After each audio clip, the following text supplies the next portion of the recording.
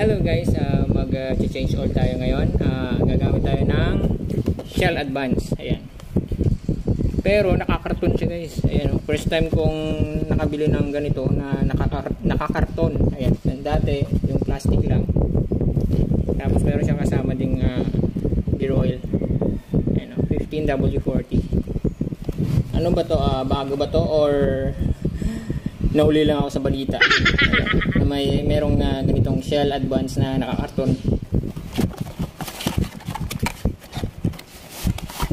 Ayan, 10W40 AX7 for scooter, synthetic base, 800 ml. Ayan, tamang tama sa ating scooter, sa ating MIUI 125. Ayan, merong nakalagay na kulay itim. Ayan, baka original naman siguro. Tapos sa natin, tingnan natin kung nakaseal.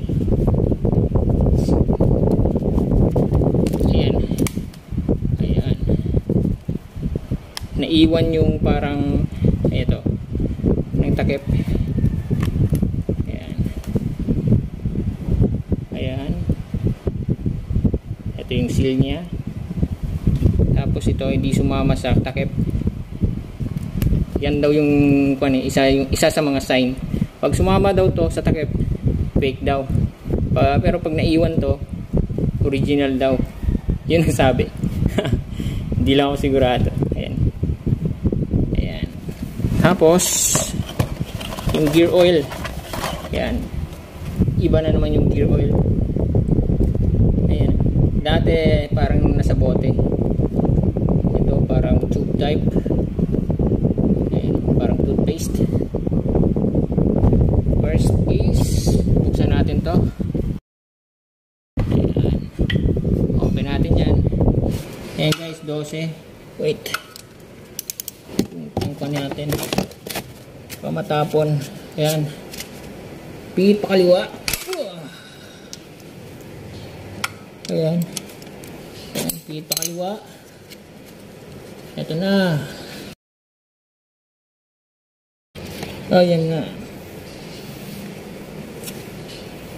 Ayan muna natin yan guys hanggang maubos. Ayan, balikan ko kayo. A few moments later. Tapos punasan natin dito sa baba.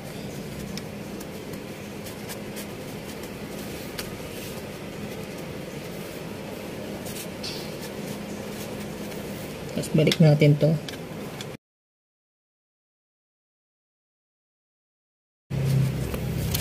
Tapos pihit pa kanan. Ayan guys. Yan, tapos pihit pa kanan guys. Pihit pa kanan. Ayan, front cam yung gamit ko na camera ng cellphone. Ayan, front cam. Ayan, pa kanan to guys. Ayan. Ayan, okay na yan. Huwag masyadong maigpit guys, baka maputol. Ayan guys, ito na yung kanyang oil. Ayan, itim. Ayan guys, magsasali na tayo ng oil. Gagamit tayo ng Turotot guys. Yung dating Turotot ko pa na ginagamit. Ayan. Ayan, ito na yung ating oil. Shell Advance. Silyado pa. Buksan natin.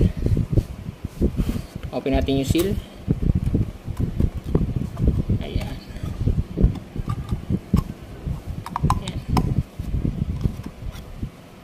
Kaunting butas lang, malit na butas lang pala. Ayan. Tapos yung Turotot. Ayan guys, magsasali na tayo. Dahan-dahan lang.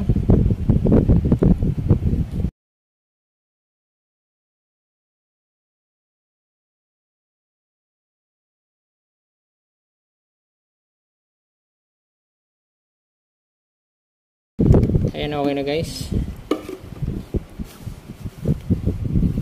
Ready natin yung pampunas. Ayan.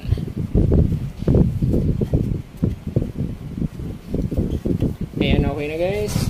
Balik na natin yung takip, yung dipstick. hand tight lang guys, huwag na kayong gumamit ng pliers. Ayan, ayan, okay na yan. Ayan guys, dito na tayo sa gearbox. Ayan, magpapalit na tayo ng gear oil.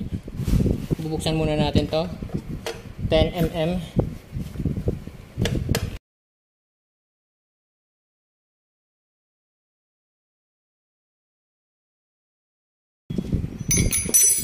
Ayan, ayan.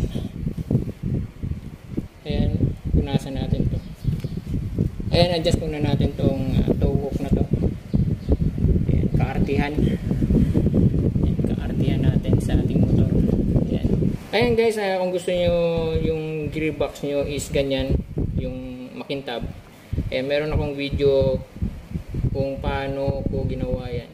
Ayan, lalagay ko lang yung link ng video kung paano ko ginawa yung ganyan.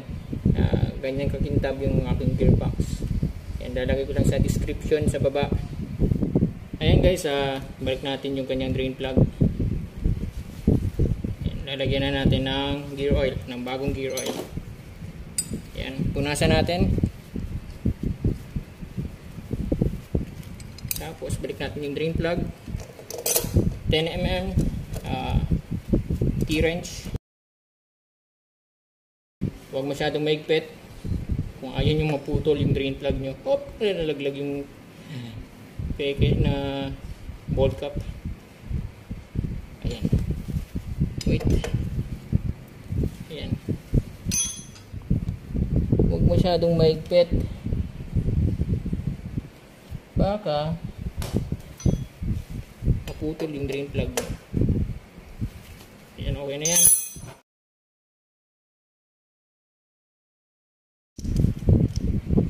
ml, pero yung kailangan natin is 100 ml lang. Paano to? Comment down below. Uubusin ko ba yung 120 ml? Ayan. Putulin natin. Ayan. Okay na. Ubuso ba lahat?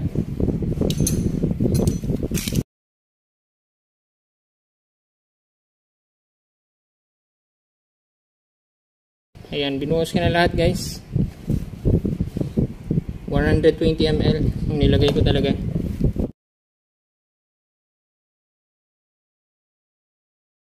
Ayan, okay na. Lagyan natin ng papel sa baba. Tignan natin kung merong tumulo dyan, ibig sabihin merong tagas. A few moments later. Ayan guys, after 10 minutes, ayan, wala namang tumulo dyan sa bond paper. Ayan guys, thanks for watching and please don't forget to subscribe.